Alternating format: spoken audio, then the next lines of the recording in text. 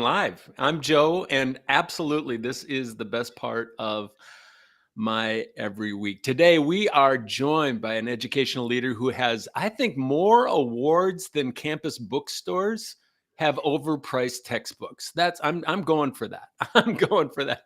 Please welcome Dr. Matthew Wilkins, global education meta leader with a PhD in global leadership and change. So I think that's going to be our focus today, folks. And I hope that you're dialing in with some questions for us today. Welcome to the show, Matthew, and buckle up, audience. This is awesome. I woke up this morning and I said to myself, I'm going to be on the show with Dr. Joe. So very excited to be here. Thank you for the very warm welcome. And yeah, let's get going. You're a human interest story because you're on another continent right now. But you've spent some time in the US, so you have context of knowing what US education systems are all about, both K-12 and probably a tish in higher ed as well. So that's kind of what we're going to be looking for. It's just compare and contrast, which is a wonderful instructional strategy, right, in the classroom. We're going to be looking for some of that compare and contrast. But before we get started, it's 10 a.m. Central here. What time do you got going there? 6 p.m. 6 p.m. It's dinner time. I'm in Europe. We're in Europe. I'm having coffee, and you're having. I don't know. In Europe, it's still too early for dinner. Classic Coke. They're everywhere, hey, dude. Everywhere. I see you everywhere. You're making some serious. You're a disruptor. I would just call you a disruptor. And back in the days in elementary school, that would have had your name put on the chalkboard. Big trouble. Right? but that was me. And how did you know? I profile people for a living. You really profiled me well. You got my elementary school reports, didn't you? No. Totally. But that disruptor to say student-centric, right? It's unmistakable. The students are the center to your work. The students are the center to your mission. You've got a ton going on these days. I've been following you. What's it like to be you right now, Matthew? Oh man, every day is different, and just moving site to site. Really excited. So we have currently 2 campuses in Bucharest, with a third set to open in September. So between supporting the campus leaders for our secondary school and our junior school, also working on the build out, the fit out, the design, and the, of course, admissions side of our brand new campus opening up about 15-minute drive away from our current campuses. So really expanding our facilities and our capacity, in addition to our, we have a secondary and probably the most important initiative, which is the Romanian Education Alliance, which we are starting a school network in Romania. And we have our first, or I should say our second school to be integrated in the network, and that will close, I think, in April sometime. So just every day is something different. Yesterday was visiting the new campus in Hard Hats. Today is working on marketing and admissions. Tomorrow we'll be working on a grant with the European Union for a technology lab. So every day is something new. Wowzer. So give us a sense. I mean, your leadership journey didn't start in Romania. It probably started a few decades ago, where you were in the U.S. at one point and had some ideas of doing this thing called international education. Just give us a 2-minute overview of kind of your leadership journey, Matthew. Okay. Wow. I would say I have been a career educator in private independent schools. Started in California. My first job was at the school I graduated high school from.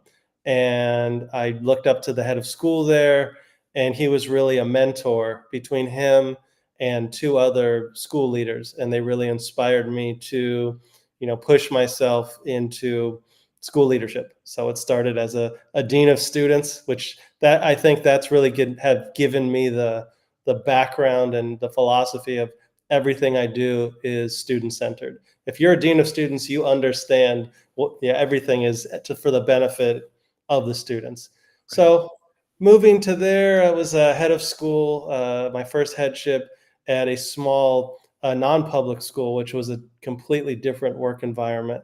But to create transformational change the brand, change systems, while also integrating the staff that I inherited and pushing them and propelling them to new heights. So that was an exciting project.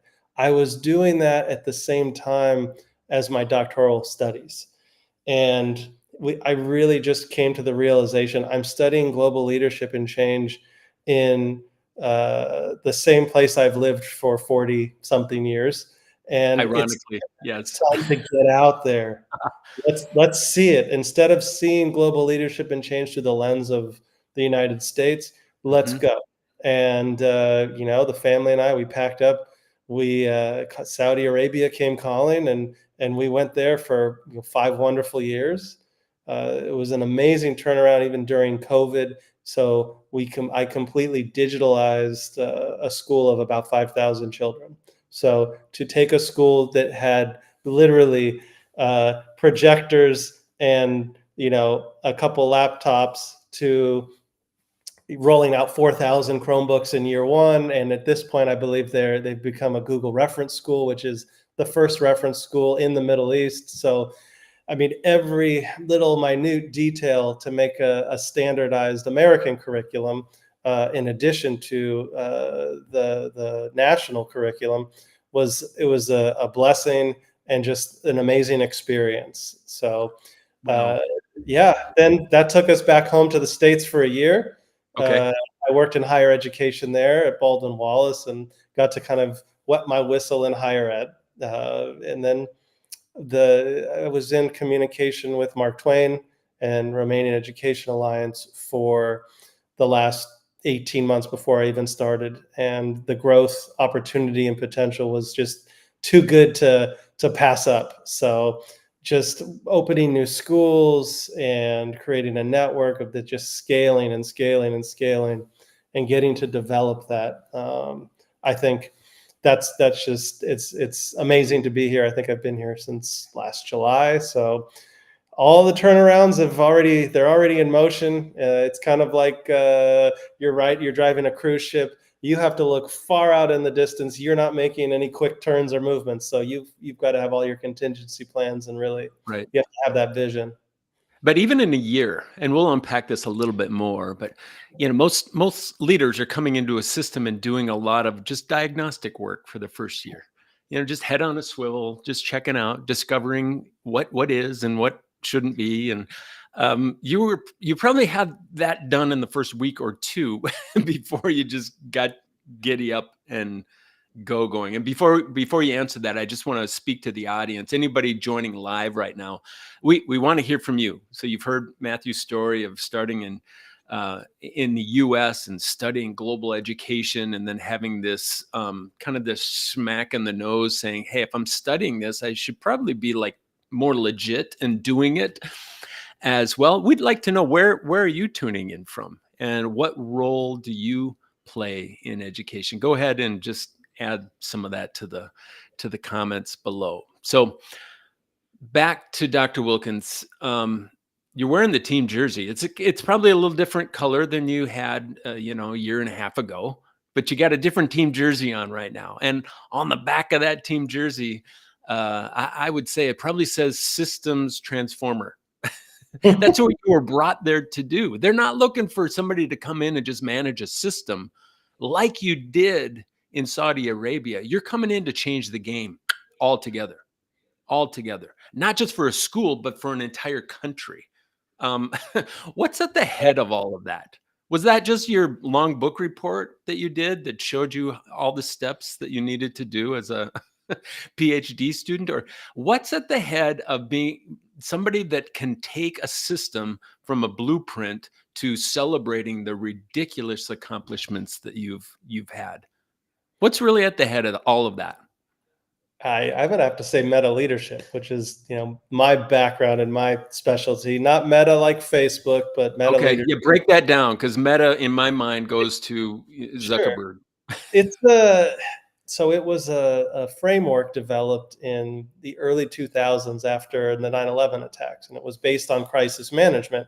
It was developed by the guys over at Harvard, and I'd say that they know a thing or two about leadership, especially. But crisis management, after I saw the framework for meta leadership in terms of you have to have your own, I'd say, leadership practice, your own interpersonal, your intrapersonal skills, your emotional intelligence, your global curiosity. You have to have that in tune with the situation around you. And the only way to do that is connectivity with people. Mm, So what this is showing is any school, every day there's a crisis. It's just the size, the magnitude, the length, everything. I mean, I come today, hey, somebody left their lunch at home.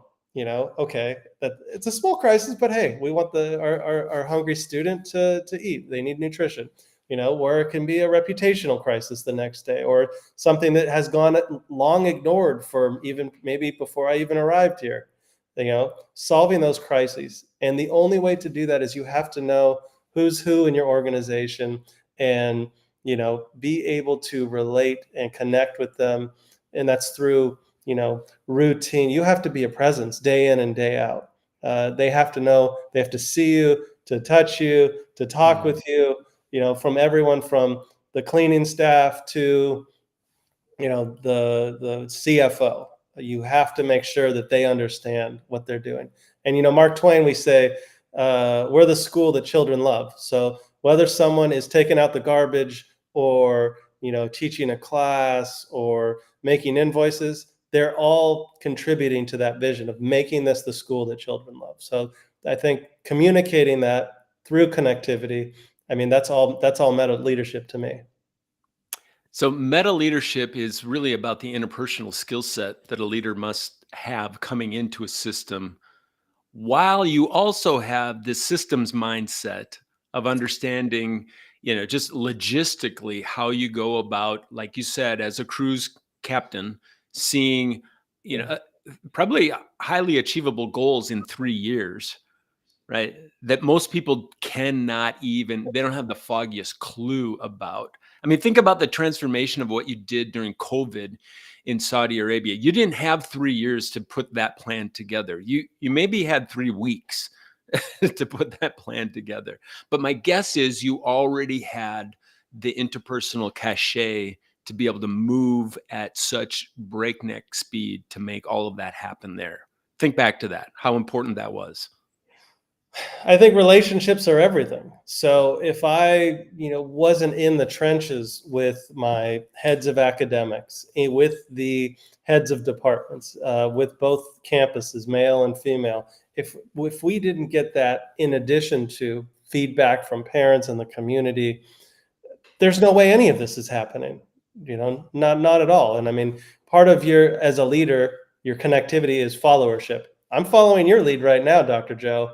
But the same thing you need to do in any proprietary school. You need to show followership to the owner or owners of a proprietary school.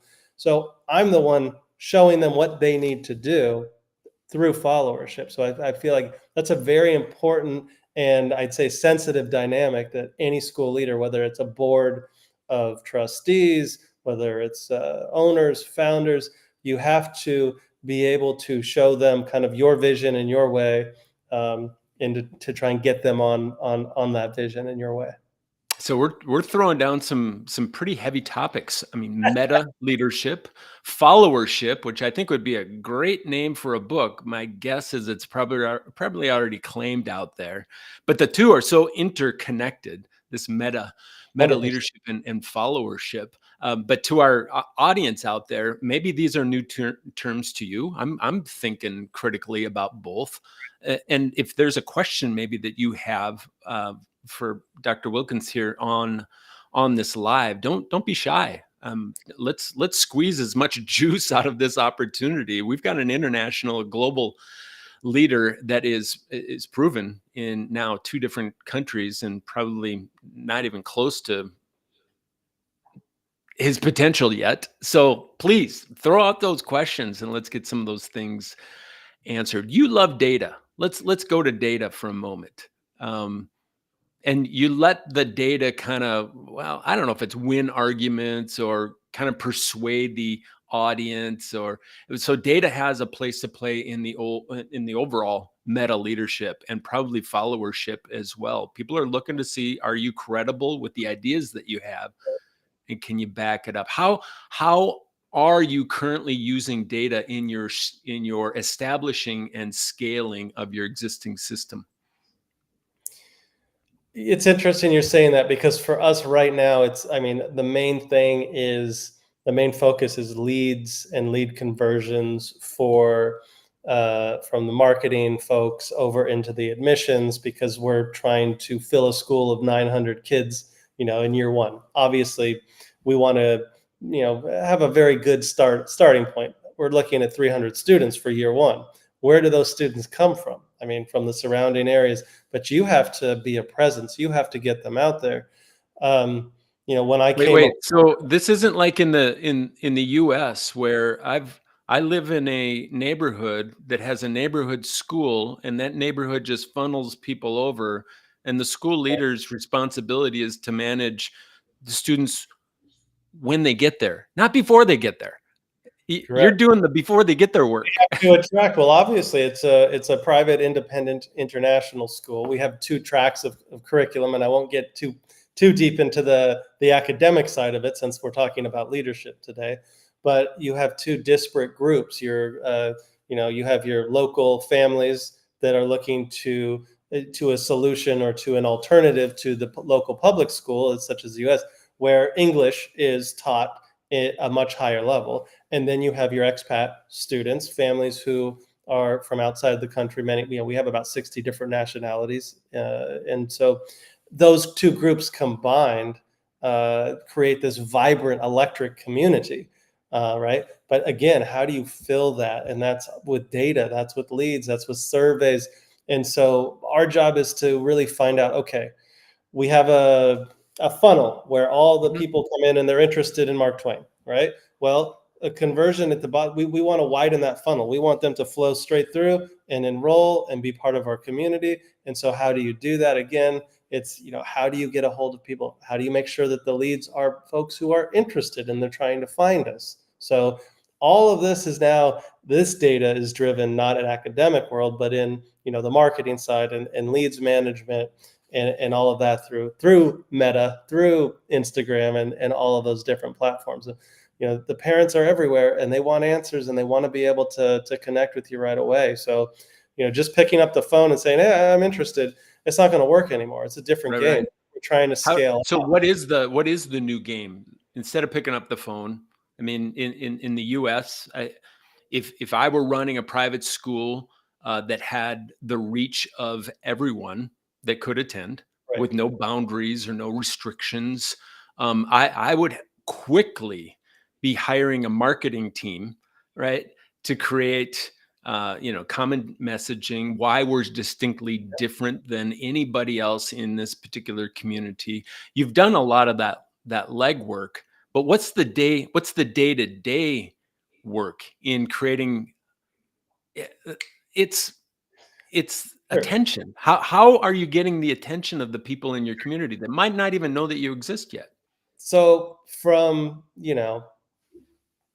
9 months ago until January, it was clear. It was time for a CRM, a lead management system, where folks can immediately get in contact with us through websites, through ads, through anything, and they type in their data, and immediately they can schedule like a meeting, just like we're having. You can meet Sure. online. Maybe you're in Korea, or maybe you're in another part of Europe or in the States, and we have a nice Zoom meeting. Then we also have the families who can book and come in person to make a tour. So everything is gone that way, so that we can track from interest all the way to enrolled. And that's been a huge game changer for us in terms of being able to get what's working, what isn't. Yeah, I'm not going to get into politics here, but where U.S. education Yeah. is going, it's already happening in higher ed. I mean, that's the higher ed model. You got to get clicks, you got to get likes, you got to stay visible and viable as a Yes, school leader. Both of those are so very, very important. And oftentimes I tell, not tell, but I strongly encourage the leader, the CEO of any campus that I'm working with. Please don't just shove all the marketing stuff off to the marketing people, because your community needs to hear from you. They need to hear from you. That's that visibility piece. 100%. Yes. No, I mean, we have a great marketing group. And yesterday, when I toured the campus, I was followed around by cameras and did an interview talking about the state of the campus. And this is a great spot to. A lot of the community, oh, it won't be built in time. And I'm Mhm. going there with the CEO of the construction company, shaking hands, saying, "Guys, it is going to be built. Here are the solid. Everything's finished. Here's the glass. Here's the gymnasium. We're going through it." And it's my face, it's my reputation on the line here too. But we're going to get that message out probably after the podcast tonight. But the spoiler alert, we'll use the show first to say, hey, I'm here, I'm present. Of course, they use me for that, but it's also about students, showcasing our students, showcasing them in the IB learning community, and really just displaying all of their talents as well. Because again, it is not about me; it's about Mhm. students. It's about the parents wanting to join forces with us. Yeah, no, there's no secret in how you market. You must make your students, your community, the hero. Yeah, And you exactly. play the guide, you play the guide role in Correct. all of that. But sometimes leaders get that a little bit messed up and go, okay, my head is in the camera frame right now, and I'm the hero. People are so tired of the leader evoking all the attention. Right. They want to see their best and brightest. My kids need to be the heroes. And for people dialing in here today, hopefully that's a good fat reminder for you as well. Leadership is truly, it's changing the spotlight.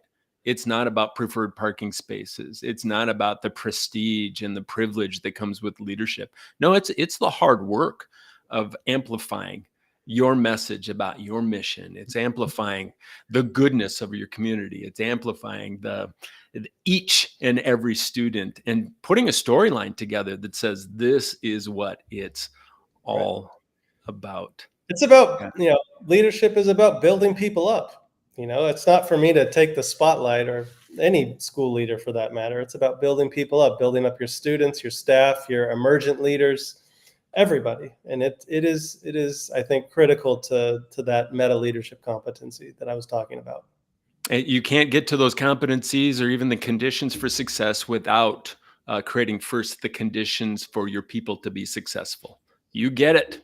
You get Yeah. it, folks. And I hope that one right there is going to be a clip that I think we just recycle, because that's a There you go. good reminder. Hey, let me get personal for a minute. Not too personal, but I have this mantra that says, and I'm kind of healing from a bit of an injury right now, but anytime I step on campus, I've got to be the healthiest person on campus. Okay. Um, and I'm not talking about just doing push ups and burpees. I'm talking about mentally, emotionally, spiritually, all of that coming together, because I am working with top leaders and I expect them to be the healthiest people on. What what are you doing for yourself, Matthew? How important is that? And I hope I'm not cornering you, because I didn't prep you for this, but I see you as, I mean, physically very, very healthy. But how do you find that time when all the dust is flying and all the expectations are given to you to really build in time for your own self care? I'm a grinder. I mean, I I don't. know you are. Yeah, That's why I'm I'm asking you mad that about question. that. The family's probably mad about that, but I mean, I am a grinder. When we like a dog with a bone, I'm like just not going to quit until we're where where I want us to be. Um, But but I've seen that lead to a lot of burnout for leaders that are grinders. so my kind of routine is, and I'll share something personal. I was a professional beach volleyball player in Los Angeles, so I played for many years. I love beach volleyball. Right now, it's not too cold, but it's not quite season yet for sand. So when I got here, my wife, because I don't do the Facebook, but we found a nice volleyball group. So I'm playing with, gentlemen half my age, guys who are in the semi pros or the pro leagues, and still just out there keeping on, keeping up, and continuing to play hard, And because it's a great showing opportunity. off. Let's just call Showing it up, what it is, and showing off. and showing off. That's right. So, again, getting to share my experience and play volleyball, and looking forward to sand court season. I'm nursing a little bit of an injury right now, but I'm just, like you, get kind of, sometimes you gotta stop, you gotta rest. I saw that, you gotta get away from the usual routine, and then reset. So, Good but for you. exciting, and that's my big outlet for kind of releasing. You get your physical energy, and that really, and to me, it transforms to kind of mental rejuvenation, emotional rejuvenation. And I think your parents in your community and your larger global community are looking for interesting people to be leading their systems as well. And anytime you can tell stories like, are you kidding me? You're a professional sand volleyball player. Tell me more about your school. It's just, Well, we have to hire more interesting people to keep this marketing thing going so that we stay in demand and very profitable. That's kind of the name of the game. absolutely. Yeah, Yeah. I get to show off. We have a fourth campus we will be building, and hopefully breaking ground in the next couple months. And that's our flagship campus at the north part of the city. And it's situated on a lake. And so when I show the parents the blueprints, and every time I tell them the story, I say, see this right by the lake? Those are going to be sand volleyball courts, guaranteed. I used to play volley. We're doing it. We're doing it. So Oh. all good things. Well, the lakes and the landscapes of education, they're evolving in the US. And you've got this bifurcated perspective, understanding US education and living quite a bit differently at the moment.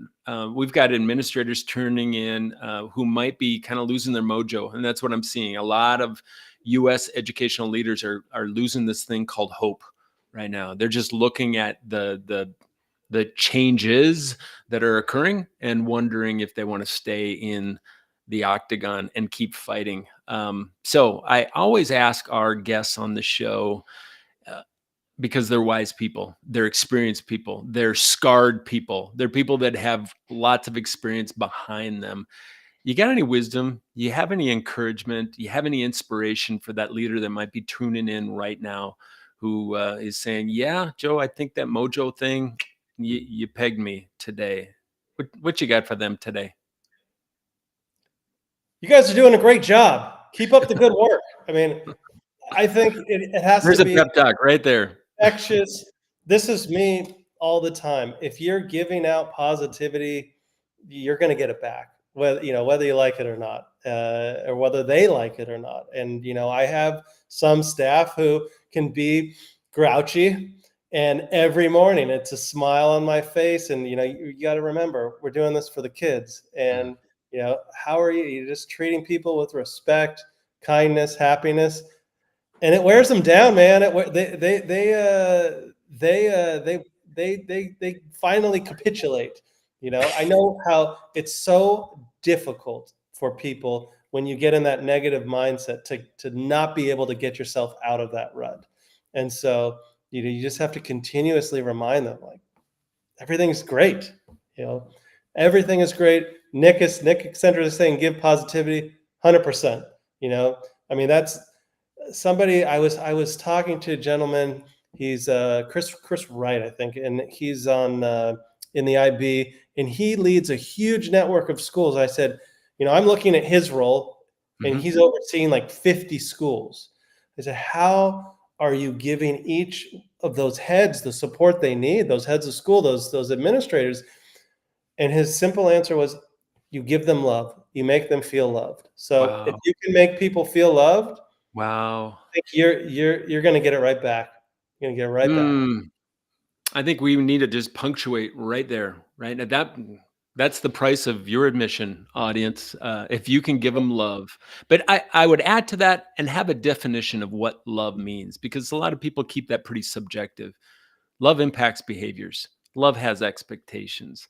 Love is sacrificial, and if you can model that as a leader. I think, and love is a pretty attractive word when it's seen in action. And love should actually impact your bottom line of enrollment. That's what it's all about. We got to bring this into a close because you probably have a family to get back to this evening. Dr. Wilkins, thank you for joining us. Wow, and showing us what visionary leadership and student-centered leadership and meta, introducing us to this meta leadership and followership and what global leadership could look like. Maybe you've spurred on somebody that has lost their mojo in the US to go, where would I go? So I'm going to ask you, I didn't plan for that. But if somebody is curious about international education, uh, are there some places that you would advise, hey, go explore, go check out this, or without commercializing anything here? What would you say to somebody curious right at the moment? I'd just say do a web search. I mean, are you looking for just to get out of the country, or are you looking for a specific country? Are you just looking for the experience? I mean, there's so many great great websites, great agencies that help place teachers and leaders all over the world. They're out there, they're looking for you. Okay. Schools are looking for you out there. And I think what Americans bring to the global and international realm of education is magnificent. I don't want to be too nationalist, but I feel like we're the best native English speakers out there in terms of international education. And it's such a solid fit. And there are people out there who really value us being out there in the field, doing the work, and just helping students worldwide achieve excellent English proficiency and cultural understanding. Well, I'm going to go with a selfish plug. If there's somebody out there that says, this dude just drops my jaw, I would love to be able to work within an organization that has him at the top. Could be a teacher, could be, just anybody serving students, and you're scaling, so you're going to become larger. How might they get in touch with you or your organization to say, hey, if you've got any opportunities, Sure. pick me. Love it. CVs can go to careers@marktwainschool.ro. They can go on our website, marktwainschool.ro, and check out the HR side. And there's emails, send a CV, a letter of interest. I personally review them, actually. Before coming here, I met with a wonderful gentleman in Texas, discussing him coming out and working at the new school we're building. So all possible There it is. opportunities for growth. We'll put that in the links that we usually put into the show here. And for those that, again, just dialing in and going, whoo, this sounds like a wonderful opportunity, you might even put in the first paragraph of your cover letter, hey, I learned about Dr. Matthew in the show with Joe. There we go. If I read the show, immediately you're going to get a phone call. Let's have a meeting. Absolutely. Oh, this has been fun, and I don't think we're close to done. We're going to be tracking you. We're going to be celebrating the tracks that you're building. Meryl says we're definitely checking this out. So we're building your pipeline there, partner. Fabulous. Building your pipeline. We got to wrap this thing up. So this is the show, just reminding everybody out there. The show must go on. Say it again. The show must go on. But we're going to bring it into a close for the moment. I just want to remind everybody that our mission is everyone deserves to live in a community served by healthy leaders and highly reliable systems. And you've had an opportunity today to hear from one of the healthiest leaders that we've had on the show, and building highly reliable systems. That is an equity lens. That is something that every single community deserves. And if you found this conversation valuable at all, please, we're going to replay it. We'll restream it. So hit the like button, leave a comment, share the episode with a friend, and help Dr. Wilkins here with some of his marketing. How about that? Until next time, this is Dr. Joe, on purpose to cancel all things average, because average is just Peace and press on, friends. Thanks again, Matthew. Thank you. All right. Bye.